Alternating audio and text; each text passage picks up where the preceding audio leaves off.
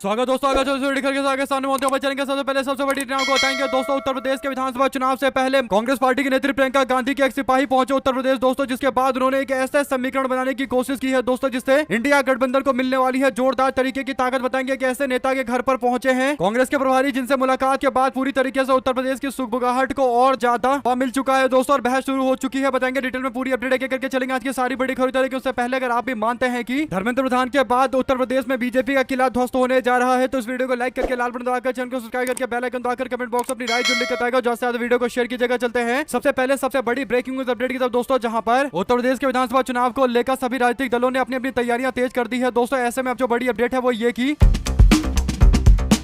उत्तर प्रदेश के अंदर कांग्रेस पार्टी की क्या भूमिका होगी और अखिलेश यादव की पार्टी समाजवादी पार्टी के साथ में कांग्रेस पार्टी किस तरीके से आगे बढ़ेगी दोस्तों। इस बारे में अगर सब कुछ कोई तय कर रहा है तो वो प्रियंका गांधी तय कर रही है। ऐसे में उन्होंने पार्टी के अंदर प्रदेश की जिम्मेदारी देते हुए पार्टी का प्रभारी राजेंद्र पाल गौतम को बनाया दोस्तों। जैसे ही राजेंद्र पाल गौतम उत्तर प्रदेश के अंदर सक्रिय हुए, उन्होंने संगठन विस्तार के काम को करना शुरू कर दिया और समाजवादी पार्टी के साथ में बराबरी के अधिकार की बात कर दी दोस्तों। और बराबरी का अधिकार इसलिए बोला कांग्रेस पार्टी ने ताकि जितनी भी छोटी बड़ी पार्टियां हैं जो समाजवादी पार्टी से दूरी बनाती है, चाहे स्वामी प्रसाद मौर्य की पार्टी हो या फिर चंद्रशेखर आजाद की पार्टी हो यानी एएसपी पार्टी हो, तो ऐसे में इन पार्टियों को मैसेज जाना चाहिए कि कांग्रेस पार्टी समाजवादी पार्टी के साथ में बराबरी की बातचीत कर रही है। इसका मतलब कांग्रेस पार्टी से बात करने पर इन पार्टियों को भी अच्छी खासी सीटें मिल सकती है, और इसीलिए बातचीत का रास्ता खोलने के लिए समाजवादी पार्टी को लेकर बराबरी की बातें कांग्रेस पार्टी बोल रही थी दोस्तों। हालांकि बीजेपी को लग रहा था कि आपस में फूट का मामला है, लेकिन ऐसा बिल्कुल नहीं है। सपा और कांग्रेस मिलकर चुनाव लड़ेंगे, इसमें कहीं कोई दो राय नहीं है। और समाजवादी पार्टी डायरेक्ट नहीं लेकिन इनडायरेक्ट तरीके से यानी कांग्रेस के रास्ते इन पार्टियों से बातचीत कर रही है दोस्तों। ऐसे में कांग्रेस पार्टी सारी छोटी मोटी सारी पार्टियों को इकट्ठा करके एक ग्रैंड यानी एक बहुत बड़ा गठबंधन बनाना चाहती है दोस्तों, जिसमें समाजवादी पार्टी मुख्य भूमिका में, कांग्रेस पार्टी दूसरे मुख्य भूमिका में, और हर छोटी बड़ी पार्टियां सब मिलकर अपना योगदान देते हुए अलग अलग जाति समूह के लोगों को जोड़कर पीडीए के समीकरण को और ज्यादा मजबूत किया जाए। और 2024 के चुनाव में जो पीडीए ने करके दिखाया उससे बड़ी जीत हासिल करने का उद्देश्य है दोस्तों। इसीलिए प्रियंका गांधी ने राजेंद्र पाल गौतम को मैदान में उतारा, उनको प्रभारी बनाया दोस्तों। और राजेंद्र पाल गौतम लगे संगठन विस्तार करने में, और संगठन विस्तार को लेकर रोज नई बड़ी खबर सामने आती है कि इस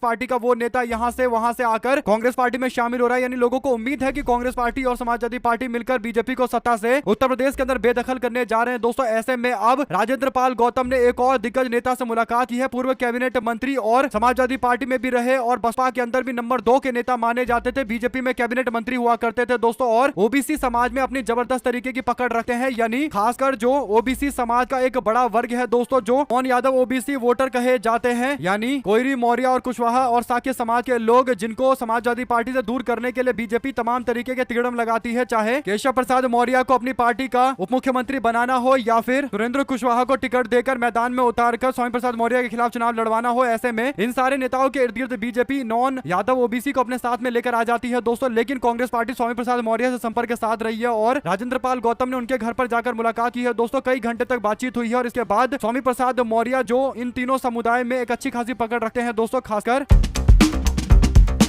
कोयरी, मौर्य और कुशवाहा समाज में और शाक्य समाज में, तो इन सबको साथ में लाकर कांग्रेस पार्टी नया समीकरण बना रही है। और ऐसे में स्वामी प्रसाद मौर्य से इतर किसी और व्यक्ति को यानी बीजेपी के नेता सुरेंद्र कुशवाहा को लोगों ने वोट देकर जिता दिया, लेकिन अब उनको समझ में आ गया होगा कि उनके हित की बात अगर कोई करता था तो स्वामी प्रसाद मौर्य करते थे। तो एक बार फिर से स्वामी प्रसाद मौर्य की उत्तर प्रदेश की राजनीति में बंपर वापसी के एक संकेत मिल रहे हैं दोस्तों, जिसको कांग्रेस पार्टी भुनाना चाहती है। और कांग्रेस ने पूरी तरीके से प्रयास करना शुरू कर दिया है। अगर आप भी मानते हैं कि उत्तर प्रदेश के अंदर समाजवादी पार्टी और कांग्रेस के गठबंधन में एक दो नहीं बल्कि कई सारी पार्टियों का एक ग्रैंड अलायंस देखने को मिलना चाहिए, क्योंकि सबको पता है कि अगर स्वामी प्रसाद मौर्य इंडिया गठबंधन का हिस्सा नहीं बनेंगे तो वो असदुद्दीन ओवैसी की पार्टी और आजाद समाज पार्टी के साथ में चले जाएंगे दोस्तों। और इससे कहीं ना कहीं गठबंधन को नुकसान हो सकता है। इंडिया गठबंधन के सामने तीसरा मोर्चा का एक चुनौती सामने आ जाएगा दोस्तों। इस पर आप लोग की जो भी राय है लिखकर जरूर बताएगा। चलते हैं एक और बड़ी खबर की तरफ, जहां पर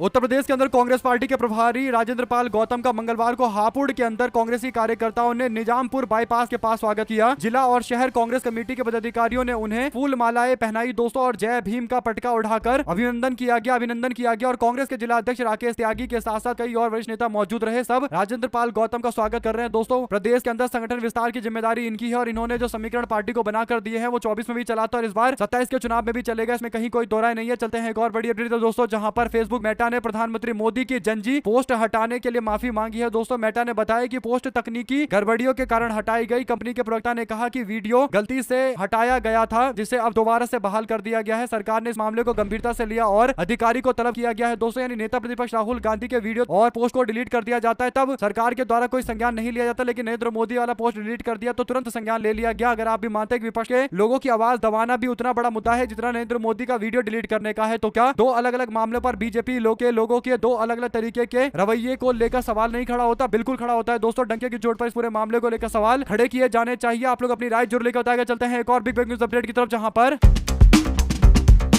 समाजवादी पार्टी के गठबंधन के सहयोगी रहे एक टाइम में ओपी राजभर का बयान आता है। दोस्तों वो कहते हैं कि भारत में रहना है तो वंदे मातरम कहना होगा, नहीं तो देश से बाहर चले जाओ। यानी बीजेपी के साथ रहकर अब ये लोग भी इस तरीके के मुद्दे उठा रहे हैं दोस्तों, यानी वंदे मातरम, राष्ट्रगान, हिंदू मुस्लिम, अभी इस तरीके के मुद्दे ये पार्टी के लोग भी, इन पार्टी के लोग भी उठाने लगे हैं, खासकर ओपी राजभर की पार्टी के लोग। ओपी राजभर जिस मुद्दे को लेकर अपनी पार्टी बनाते हैं दोस्तों, जिसमें राजभर समाज के उत्थान की बात होती है और यादव समाज के खिलाफ ओबीसी वर्ग को एक तरफा करने की कोशिश करते हैं, यानी यादव समाज के प्रति एक दूसरे समाज को खड़ा करने की ओबीसी समाज के यानी अदर ओबीसी समाज के लोगों को इकट्ठा करने की कोशिश करते हैं दोस्तों। ऐसे में समाजवादी पार्टी के प्रभुत्व वाले क्षेत्र के अंदर ये नॉन यादव ओबीसी चेहरा हुआ करते थे, लेकिन धीरे धीरे करके भारतीय जनता पार्टी की रणनीति अपनाने लगे दोस्तों और बीजेपी से बड़े हिंदुत्ववादी बनने की कोशिश में लगे हुए हैं। चाहे ये हो या फिर निषाद पार्टी के संजय निषाद हो, तो दोनों को लेकर लोगों के मन में एक सवाल है दोस्तों, खासकर समुदाय के लोगों के बीच में, कि आखिर आप लोगों ने कहा था कि हम सामाजिक न्याय की बातें करेंगे, तो अब ये सामाजिक न्याय की बातें क्यों नहीं कर रहे? रिजर्वेशन की बातें और उसे सही से लागू करने की बातें क्यों नहीं कर रहे? वो तो अखिलेश यादव कर रहे हैं। और बड़ी बात यह है दोस्तों कि ओपी राजभर जो असली मुद्दे से भटक चुके हैं, और दूसरी ओर अगर आप देखें तो संजय निषाद भी दूसरी ओर बीजेपी का रास्ता अपना रहे हैं दोस्तों। ऐसे में कहीं ना कहीं सामाजिक न्याय को लेकर बनी दोनों पार्टियां अब बीजेपी के पास जाकर ऐसा समझ सकते हैं कि बीजेपी में विलय हो चुकी है दोस्तों, भाजपा की विचारधारा को अपनी मानने लगी है। तो ऐसे में अगर आप भी मानते हैं कि जो पार्टी अपनी विचारधारा को भूल जाती है, जनता अक्सर उसको भूल जाती है, और आने वाले दिनों के अंदर ओपी राजभर और उनकी पार्टी के साथ साथ एक और पार्टी संजय निषाद की पार्टी का भी हिसाब किताब हो सकता है कि जनता पूरा करे, क्योंकि बड़े बड़े वादे करके आए थे दोस्तों, सामाजिक न्याय का वादा, और उसके बाद जब सरकार मिल गई तो बीजेपी के साथ मिलकर सत्ता की मलाई चाट रहे हैं। और दूसरी ओर अगर आप देखेंगे तो ये अपने असली मुद्दे से भटक भी गए हैं। इनको इस बात की चिंता है कि भारत के अंदर वंदे मातरम कोई बोल रहा है नहीं बोल रहा, जो बीजेपी का एजेंडा है उसे ये अपनाकर घूम रहे हैं दोस्तों। ऐसे में दो शब्द जरूर लिखकर बताएगा ओपी राजभर और संजय निषाद के बारे में। साथ साथ पंजाब के अंदर पेपर लीक को लेकर संसद परिसर में बीजेपी सांसदों ने प्रदर्शन किया दोस्तों, और सांसदों ने पंजाब के शिक्षा मंत्री हरजोत सिंह बैस के इस्तीफे की मांग की, यानी बीजेपी के पंजाब के सांसदों ने विरोध किया दोस्तों। ये बोलना ही अपने आप में एक विरोधाभास है, क्योंकि पंजाब के अंदर बीजेपी के टिकट पर कोई व्यक्ति चुनाव जीतकर आया ही नहीं था और भाजपा को 0 से 6 सांसद मिल गए। आम आदमी पार्टी के पंजाब के लोग भागकर बीजेपी में चले गए। अब ये लोग प्रदर्शन भी कर रहे हैं, तो इससे समझ में आता है दोस्तों कि कहीं ना कहीं पंजाब को लेकर भारतीय जनता पार्टी बुरी तरीके से बैकफुट पर है दोस्तों। अपनी राय जरूर लिखकर बताएगा और ज्यादा से ज्यादा वीडियो को शेयर कीजिएगा। चलते हैं एक और बिग न्यूज अपडेट की तरफ, जहां पर भुवनेश्वर के अंदर बड़ी संख्या में धर्मेंद्र प्रधान का स्वागत करने के लिए भाजपा कार्यकर्ताओं का हुजूम उमड़ा दोस्तों। यानी धर्मेंद्र प्रधान जिनके शिक्षा मंत्री रहते हुए 21-22 से ज्यादा बच्चों ने अपनी जान दे दी। नीट पेपर लीक इनके काल में 2-2 बार हुआ, इनके दौर में 2-2 बार हुआ, और इस बार भी हुआ। और जब काफी दबाव बनाया गया, लाठी डंडे बरसाए गए युवाओं के ऊपर, तब जाकर बाद में इस्तीफा होता है दोस्तों। और बड़ी बात यह है कि इस्तीफे के बाद ये भुवनेश्वर गए थे, और भुवनेश्वर के अंदर बीजेपी पार्टी की तरफ से बड़े स्तर पर तैयारी की गई थी, और इनको उड़ीसा के अंदर काफी ज्यादा बीजेपी के लोगों ने एक स्वागत के लिए ढोल ताशे बजाए हैं दोस्तों। इससे पता चलता है कि ये लोग बीजेपी के लोग बच्चों की जान जाने के मामले को भी सीरियस तरीके से नहीं ले रहे हैं दोस्तों। यानी धर्मेंद्र प्रधान से भाजपा को दूरी बनानी चाहिए, लेकिन बीजेपी वाले जानबूझकर धर्मेंद्र प्रधान के इस्तीफे का जश्न मनवा रहे हैं, और जानबूझकर ऐसा कर रहे हैं ताकि इनको बुरा ना लगे, धर्मेंद्र प्रधान को बुरा ना लगे। तो ऐसे में दोस्तों अगर आप भी मानते हैं कि जो एक विफल शिक्षा मंत्री रहा है, जिसके कार्यकाल में कई लोगों की जान गई है, उसे अगर बीजेपी वाले इस तरीके से जश्न मनाएंगे उसके लिए, तो कहीं ना कहीं देश के अंदर बच्चों के प्रति भारतीय जनता पार्टी की संवेदनाएं सबके सामने आती है दोस्तों कि बीजेपी वाले कितने गैर संवेदनशील व्यक्ति हैं, और इसकी जितनी निंदा की जाए दोस्तों उतनी कम है। आप लोग कमेंट बॉक्स में अपनी राय जरूर लिखकर बताएगा, और ज्यादा से ज्यादा वीडियो को शेयर कीजिएगा ताकि पल पल की पूरी अपडेट आप लोगों तक लगातार इसी तरीके से पहुंचती रहे। हमारे साथ लगातार जुड़े रहने के लिए सभी दोस्तों, भाइयों, बहनों, मित्रों का बहुत बहुत धन्यवाद। आप लोग देख रहे थे आपका अपना चैनल जय हिंद जय भारत। ज्यादा से ज्यादा वीडियो को शेयर कीजिएगा दोस्तों, और अगर आप चाहते हैं कि इसी तरीके की अपडेट आप लोगों तक लगातार इसी तरीके से पहुंचती रहे, तो कमेंट बॉक्स में लिखकर जरूर बताएगा दोस्तों। हमारे साथ लगातार जुड़े रहेंगे सभी दोस्तों, भाइयों, बहनों, मित्रों का बहुत बहुत धन्यवाद। आप लोग देख रहे थे आपका अपना चैनल जय हिंद जय भारत। ज्यादा से ज्यादा वीडियो को शेयर कीजिएगा। धन्यवाद।